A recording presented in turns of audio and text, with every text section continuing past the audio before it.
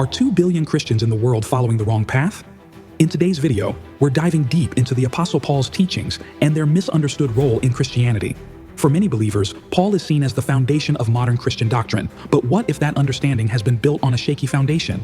I'm here to show you how Paul's message has been twisted, why his letters are often used to contradict Christ, and the critical reason why you need to understand his roots in the Torah. Stick around to the end because we'll also discuss how lawlessness has become accepted in Christianity and what that means for your faith. The teachings of the Apostle Paul are central to modern Christianity, but many fail to understand the foundation from which he spoke. Before we dive into his letters, it's important to recognize who Paul was: an educated Pharisee, a strict follower of the Torah, and a persecutor of the early believers. The common narrative paints him as the figure who loosened the law's hold on Christians. But that's a dangerous oversimplification. Today, we're going to unravel the layers of his teachings to see what Paul really intended and how misinterpreting his words has led to widespread confusion in modern Christianity. Paul was a complex figure, deeply rooted in the Torah, but also called to spread the message of Yahusha, Jesus, to the Gentiles. His writings reflect this tension between a strict adherence to the law and the newfound grace offered through the Messiah. This balance is critical to understanding his letters correctly, and yet many churches today neglect this balance, leading believers to follow a lawless faith that was never Paul's intent. So let's begin by exploring who Paul was before his conversion and how his background shapes his message. To understand Paul, you must first understand his foundation. Before his conversion, Paul was a Pharisee, a group dedicated to strict Torah observance. Pharisees were known for their deep commitment to the law of Moses, going beyond just obedience and adding a fence around the law to prevent any possibility of transgression. Paul, originally named Saul, was highly respected in his community for his knowledge and observance of the Torah.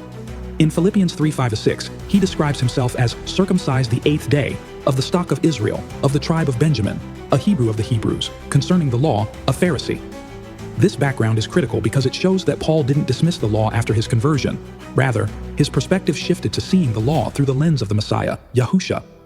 Paul's deep understanding of the Torah is evident throughout his letters, yet many modern Christians misunderstand his words because they lack the same grounding in the Old Testament. For example, when Paul talks about the law, he's often addressing specific issues within the context of Jewish and Gentile believers, not condemning the Torah as a whole.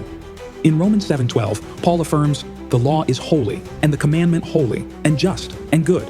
But how often do we hear that from the pulpit today? Instead, many are quick to quote Romans 10:4, where Paul says, "Messiah is the end of the law." The problem here is a misunderstanding of the word end. In Greek, the word telos means the goal or purpose, not the termination. Paul was emphasizing that Yahusha, Jesus, is the ultimate fulfillment of the Torah, not that the Torah was abolished. Without this foundational understanding, many Christians misinterpret Paul's teachings, thinking he's advocating for a lawless faith, when in fact he's calling for a deeper, more spiritual observance of Yah's commandments.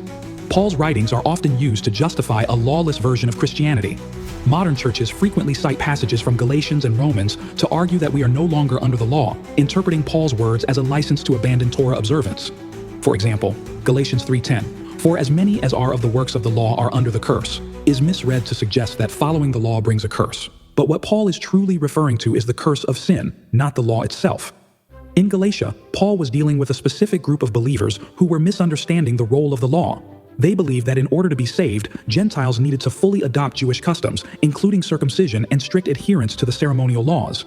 Paul's response wasn't to dismiss the Torah, but to correct their approach. Salvation comes through faith in Yahusha, not through external works of the law.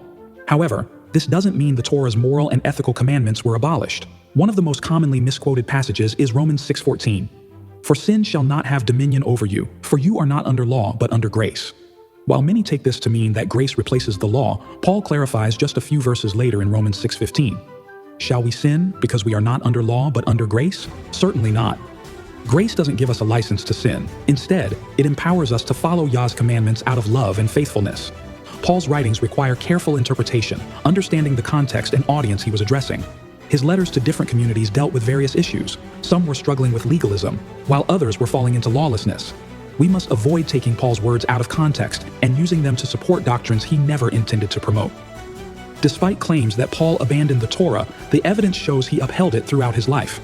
In Acts 18:21, Paul says, "I must by all means keep this coming feast in Jerusalem," clearly indicating that he observed the biblical festivals. He also instructs the Corinthians to keep the feast of unleavened bread in 1 Corinthians 5:7-8, stating, "Let us keep the feast with the unleavened bread of sincerity and truth." These examples show that Paul not only kept the Torah, but also encouraged others to do the same.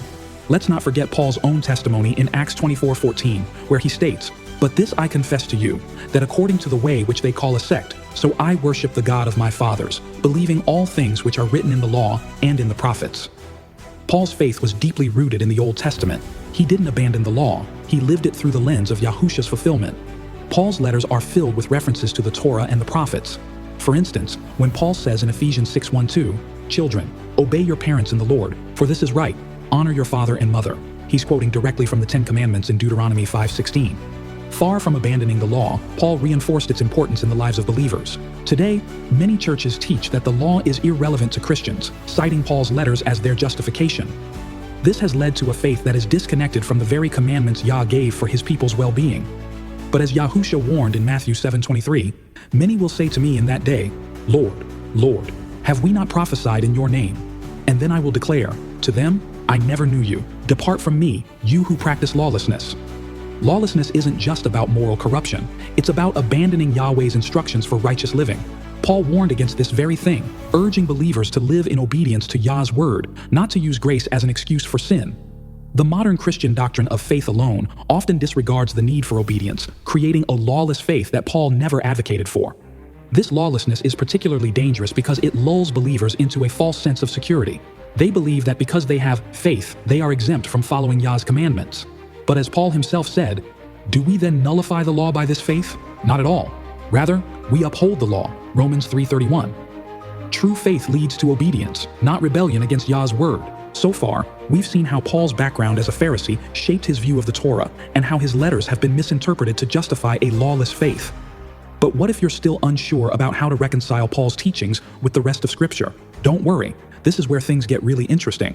Next, we're going to explore how Paul himself acknowledged the importance of Torah, even after his conversion. And for those of you struggling with the tension between grace and law, I'll share how you can follow Paul's example to live in alignment with Yah's will.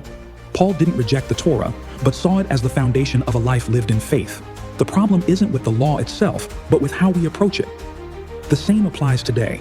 Many Christians start their understanding of the Bible from the New Testament without realizing that they're missing half the story. The Old Testament, especially the Torah, provides the context and depth needed to fully understand what Paul and the apostles were teaching. Now that we've established that Paul upheld the Torah, it's time to confront the biggest misunderstanding in modern Christianity, the idea that faith alone is enough. Paul wrote extensively about grace, but he never intended for grace to be separated from obedience. His own life was a testimony to this balance. He observed the feasts, kept the commandments, and taught others to do the same. So why have so many Christians abandoned this path? The answer lies in a failure to understand the true meaning of grace. Grace isn't a free pass to live however we want. It's Yah's gift that enables us to live righteously. By accepting Yahusha, we're empowered to keep the Torah, not as a burden, but as a reflection of Yah's love and holiness.